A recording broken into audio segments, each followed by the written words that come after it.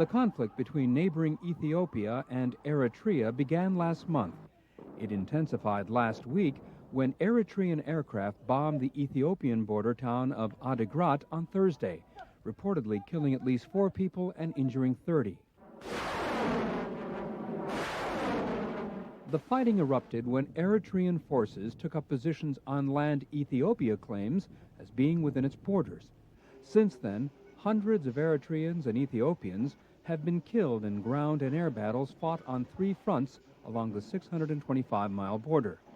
Ethiopia's prime minister called the attacks a betrayal of the friendship between the two countries.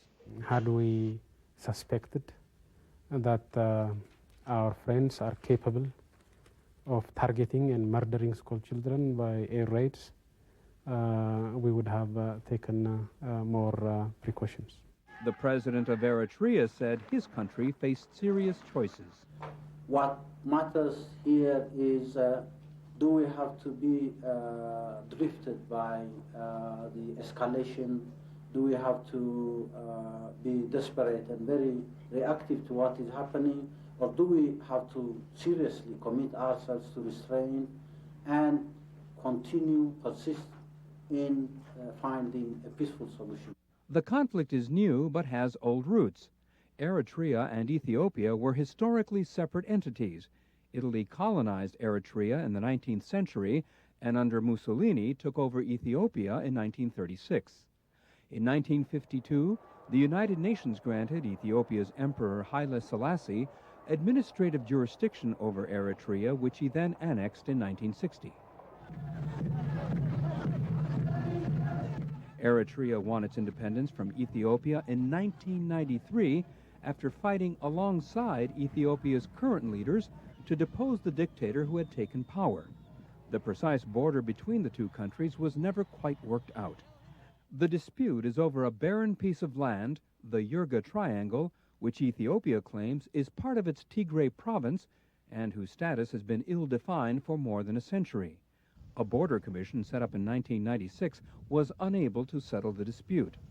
Eritrea has accused Ethiopian officials of trying to colonize the area over the last year by sending in thousands of settlers and pushing out the Eritrean inhabitants.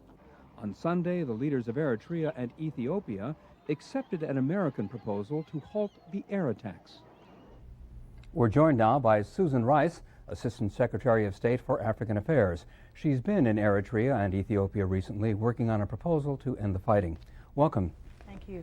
These two countries were once allies. The two leaders we just saw were considered close friends. What happened?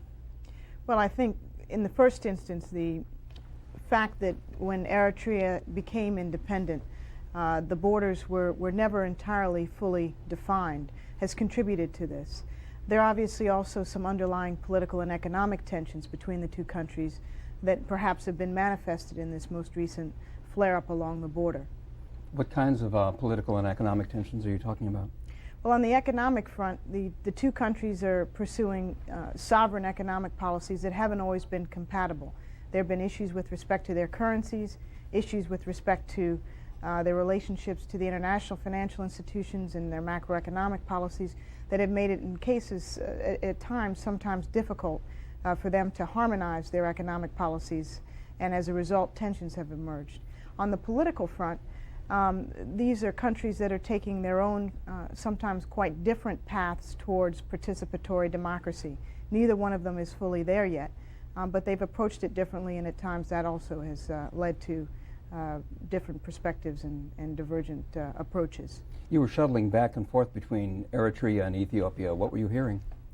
Well, I think we were hearing several things. In the first instance, we were hearing both sides express what we believe to be a genuine desire to resolve this conflict peacefully, and a genuine desire to get to the root causes of the conflict.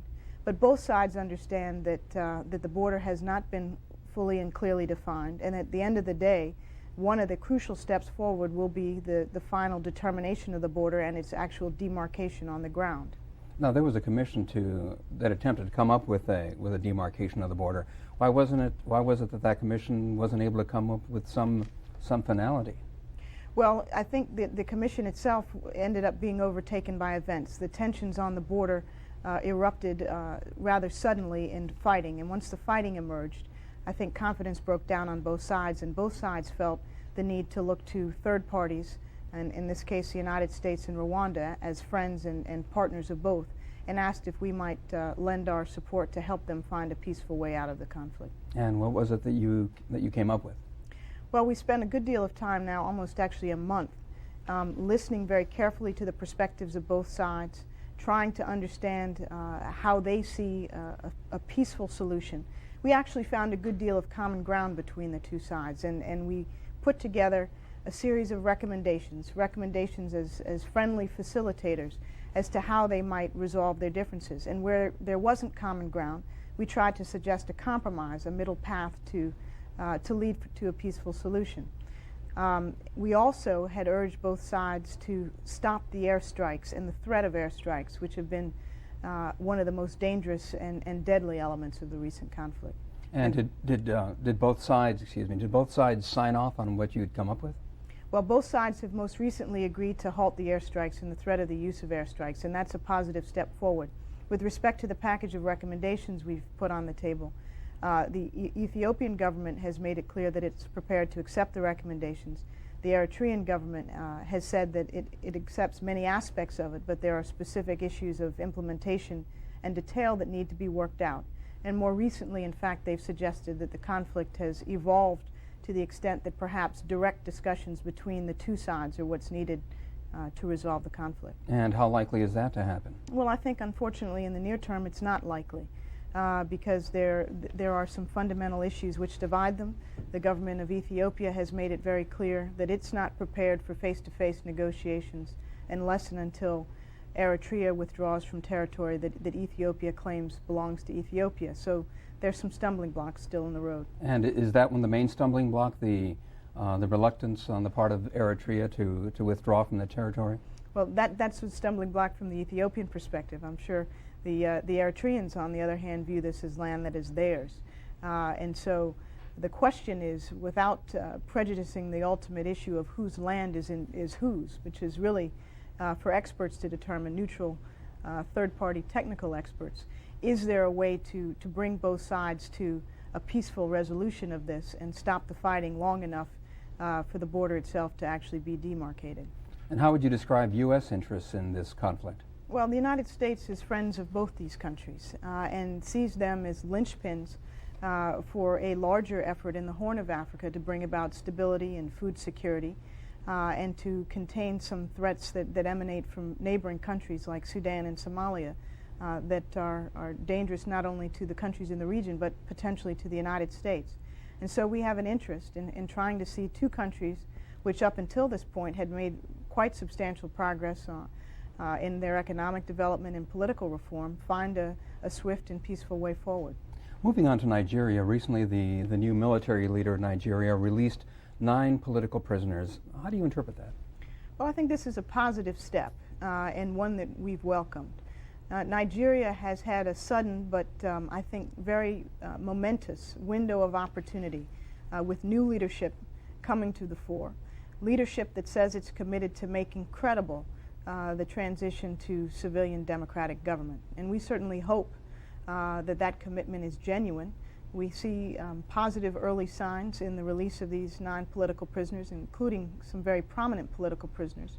And we hope this will be followed by the release of all political prisoners without conditions, and that steps will then be taken to make this transition process real. The most prominent political prisoner, Mr. Mushood Abiola, has not been released. Is that troubling to the United States? He was the person who won, who was the apparent winner of democratic elections in 1993.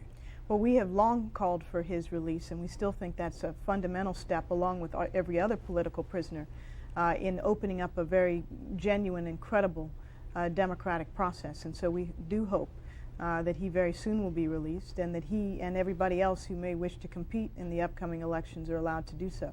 Speaking of credibility, you mentioned credibility earlier. Military dictators in Nigeria have been promising over the years that they're going to restore civilian democratic government.